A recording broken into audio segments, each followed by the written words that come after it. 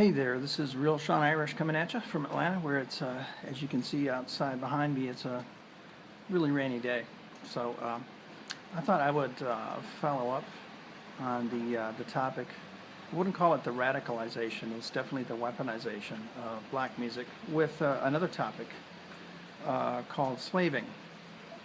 Now, this isn't any traditional sense of the word. It's a very literal and very functional use of the word. It comes from engineering.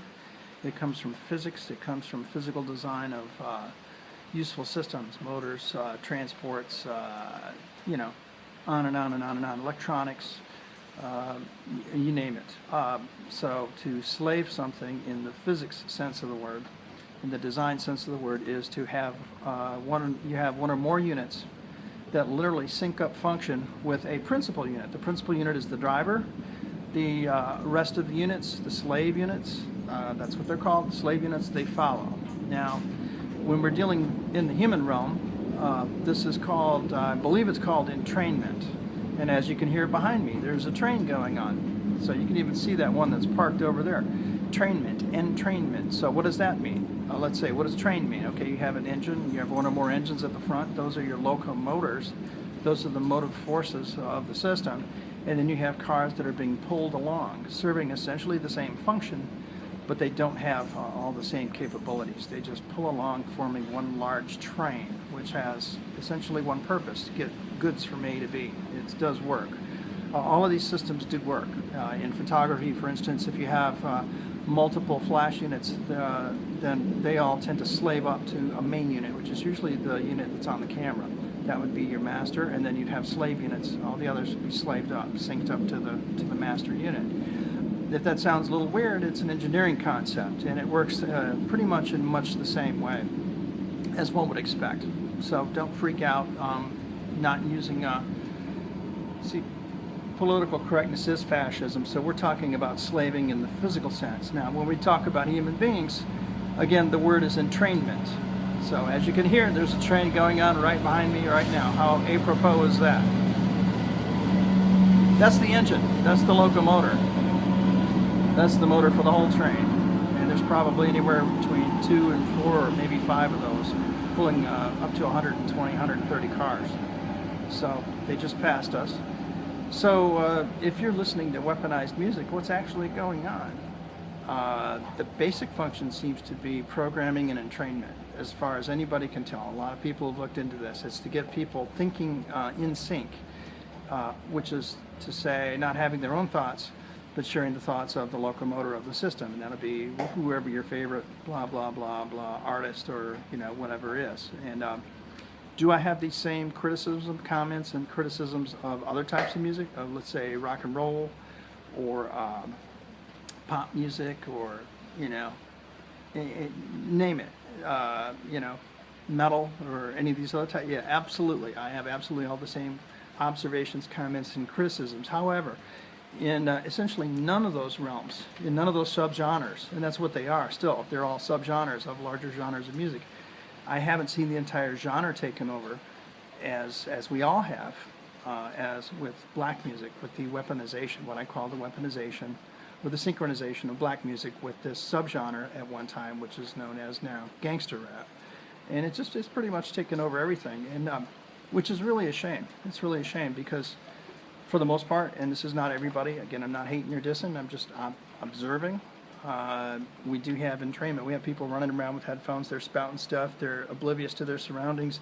They don't react when you speak to them. They don't react when, say, a car drives by or a train pulls up or anything of the sort. They're in their head spouting whatever's going on in their earphones. Okay, that's entrainment. Okay, so you have somebody that's not aware of their surroundings.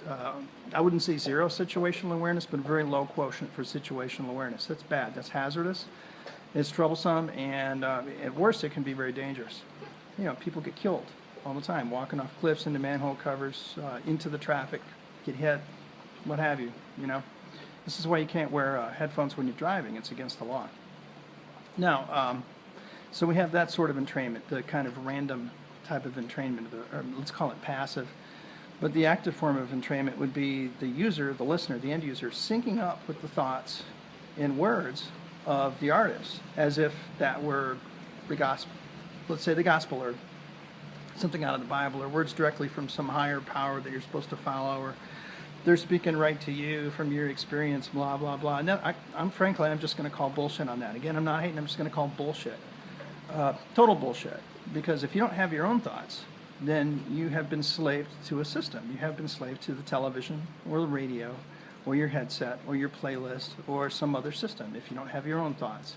And a lot of times we mistake these things running through our head for our own thoughts. But if you really track it back and you look at where the origin of that thought, is it an original thought? Is it something you've put together on your own from observation and experience? Or is it a hunch? Or is it something somebody else told you and you're like, yeah, that's true? Well, that's not your own thought. That's just you latching on to something else because you're too, I don't know, incapable or intellectually lazy to do your own thinking. And there are a lot of people like that. Again, this is not a problem strictly with the black community at all, not even remotely. But like I said, we're looking at black music because I've never seen a genre, an entire genre of music taken over in our lifetimes as we have black music since about the early 90s. So we're looking at that, and we're looking at entrainment, or more specifically slaving, the slaving of human systems to a desired, let's call it a desired thought pattern. Who might want to do that?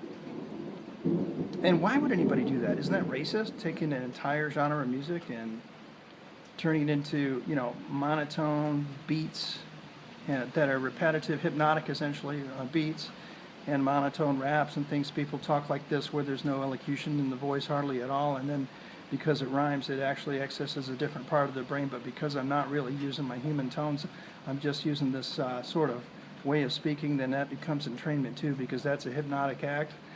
But it's the wrong part of the right brain. This isn't poesis. This is not like the ancient bards.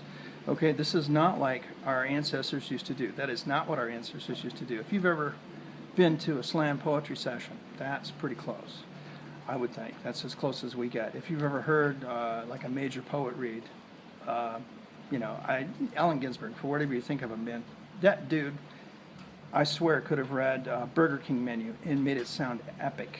I mean, it was his entire range. He had a dynamic range, he had a thought range, he had a vocal range, he had, it wasn't just he put a couple of beats together. I mean, there was no music behind him. It was everything in his voice, his cadence, the way he strung words together. And we're talking about totalities, not individual lines or some single thought, because he would write entire books as poetry. If that was an entire book, would be essentially one poem, for instance, Howl or something like that. So whatever you think of it, that's just one example. There are plenty of examples out there. Slam poets, I know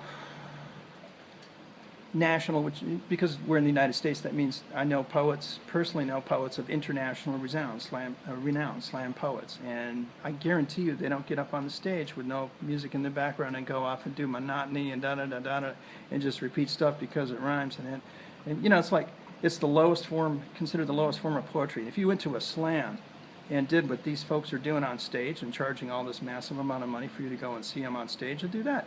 If they went to a slam, which is real art, and tried this, I mean, nobody would be hating, but it would be just like, man, you should work on your game. Because slam is art. And I'm 100% about slam. I'm not about weaponized music, however. And so I'm just asking people to think about it. If you think this music is everything you think it is, take your butt to some slam meets and see what some real poets do. See what their message is. See how every single word has a meaning. There are no wasted lines. There's no wasted time. There's no musical background. You've got to supply everything as the poet. Try it sometime. You'll like it.